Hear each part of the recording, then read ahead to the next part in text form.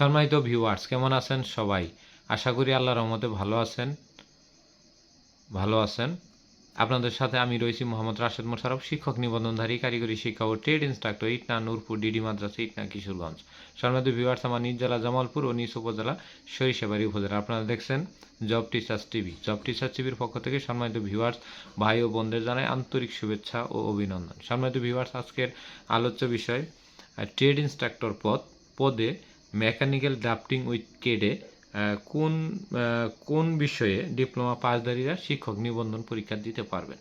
সম্মানিত ভিউয়ার্স, আপনারা সবাই জানেন যে 4 বছর মেয়াদী ডিপ্লোমা ইন ইঞ্জিনিয়ারিং পাশ করার পরে 21টি ট্রেডে এসএসসি ভোকেশনাল শাখায় ট্রেড ইনস্ট্রাক্টর হওয়া যায়। তার মধ্যে একটি ট্রেড হলো mechanical drafting with CAD. Mechanical drafting with কেডে কারা কারা শিক্ষক নিবন্ধন পরীক্ষা দিতে পারবেন? এখন যারা দিতে পারবেন তাদের একটি মাত্র ট্রেড হলো, সেটা হলো ডিপ্লোমা ইন মেকানিক্যাল টেকনোলজি।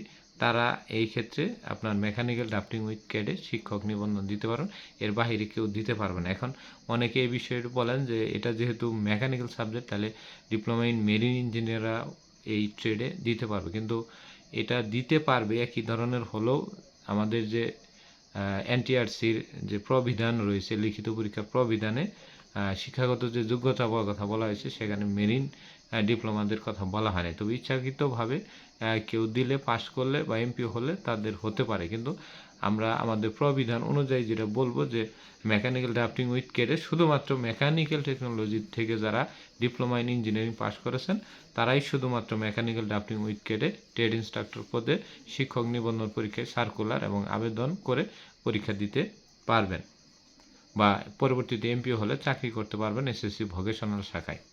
এ হলো আমাদের মেকানিক্যাল ড্রাফটিং উইথ ক্যাড সম্বন্ধে একটি সংক্ষিপ্ত আলোচনা। তো সম্মানিত ভিউয়ার্স, এর সাথে আমি আরেকটু বিষয় বলে দিই যে মেকানিক্যাল ড্রাফটিং উইথ ক্যাডে আসলে কোনো ধরনের শূন্য পদ নাই বললেই চলে।